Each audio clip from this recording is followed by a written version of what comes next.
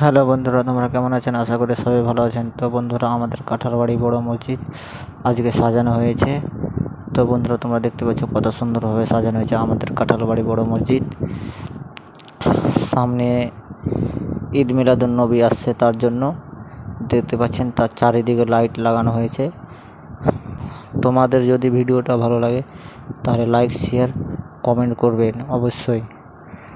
তো বন্ধুরা, এখনও পুরোপুরি সাজানো হয়নি, আরও অনেক কাজ বাকি আছে। তো সেগুলো সাজানো হবে কিছুদিন পরেই।